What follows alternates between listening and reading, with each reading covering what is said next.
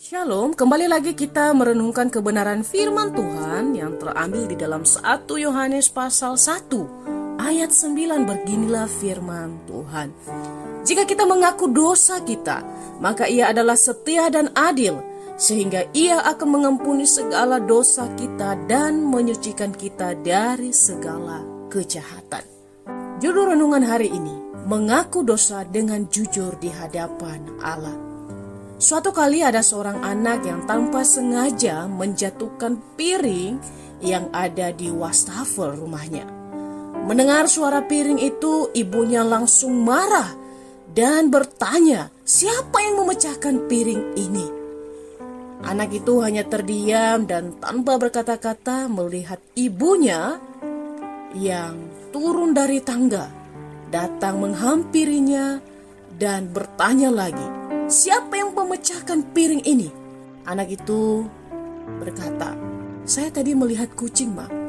Tanpa sengaja menyenggol piring itu dan kemudian jatuh. Sang anak berbohong karena ia melihat mamanya yang begitu marah dan ia takut jikalau ia akan dimarahi oleh mamanya. Kadang-kadang sebagai orang Kristen kita terkadang tidak mau mengakui kesalahan kita karena mungkin kita takut jikalau orang memarahi kita, jikalau orang tidak menyukai kita, atau bahkan orang memukul, dan terlebih kita takut jikalau kita diminta bertanggung jawab atas sesuatu yang kita lakukan. Kadang kita tidak bisa menerima konsekuensi dari apa yang kita lakukan. Namun, melalui firman Tuhan pada hari ini mengingatkan kita bahwa mungkin kita bisa mengakui dan bisa berkata di hadapan manusia bahwa kita tidak melakukan kesalahan, atau kita bisa menyembunyikan kesalahan dan dosa kita. Tetapi di mata Tuhan tidak ada yang tersembunyi. Jika kita melihat di ayat 8 di situ dikatakan, jika kita berkata bahwa kita tidak berdosa, maka kita menipu diri kita sendiri dan kebenaran tidak ada di dalam kita.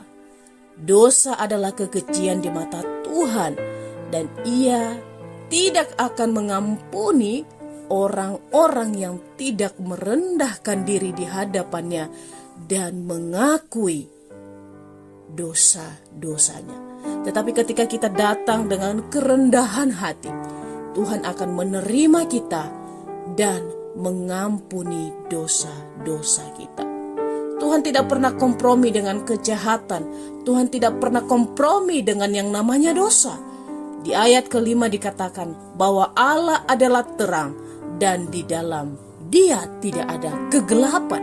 Dan kegelapan itu ibarat dosa yang tidak mungkin bisa Tuhan kompromi sama sekali. Pada saat kita mengaku dosa di hadapan Tuhan dengan jujur dan kita memohon pengampunan dengan kerendahan hati, maka ada dua hal yang kita peroleh. Yang pertama, pengampunan dosa dan pendamaian dengan Allah. Jika kita hidup di dalam pengenalan yang benar akan Tuhan, maka setiap hari kita akan menyadari bahwa kita adalah manusia yang tidak layak, manusia berdosa. Walaupun kita sudah mengaku bahwa Yesus adalah Tuhan, tetapi kadangkala sebagai manusia pun kita bisa lalai dan jatuh ke dalam dosa. Oleh karena itu, setiap hari kita perlu pengampunan Tuhan. Setiap hari kita perlu memohon supaya Tuhan mengampuni kita, supaya Tuhan melayakkan hidup kita. Dan yang kedua yang kita peroleh adalah penyucian dari kesalahan kita, sehingga hidup kita diperkenan oleh Tuhan. Hidup yang sudah disucikan oleh Kristus adalah hidup yang senantiasa dibaharui oleh Roh Kudus di dalam hati kita. Marilah kita mengakui dosa kita di hadapan Allah. Setiap kali kita melakukan dosa, katakanlah di dalam hatimu, Tuhan, ampuni saya, ampuni ketidaksengajaan saya, ampuni dosa saya, ampuni karena saya mengecewakan Engkau. Biarlah hidup saya, Tuhan, semakin hari semakin berkenan di hadapan. Marilah kita menyatakan itu dengan penuh kerendahan hati. Jika kita mengaku dosa, Firman Tuhan mengatakan, Ia adalah setia dan adil, sehingga Ia akan mengampuni segala dosa kita dan menyucikan kita dari kesalahan kita. Ketika kita mengaku dosa di hadapan Tuhan, bukan berarti kita tidak menerima konsekuensi. Setiap kesalahan, setiap dosa pasti ada konsekuensinya.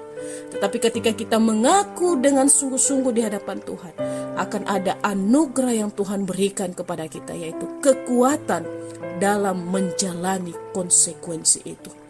Ingatlah, ketika Tuhan memberikan kita konsekuensi dari kesalahan kita, itu bukan karena Tuhan tidak mengasihi dan mengampuni kita, tetapi saat kita menerima konsekuensi dari kesalahan kita, itu adalah didikan dari Dia supaya kita lebih dekat dengan Dia.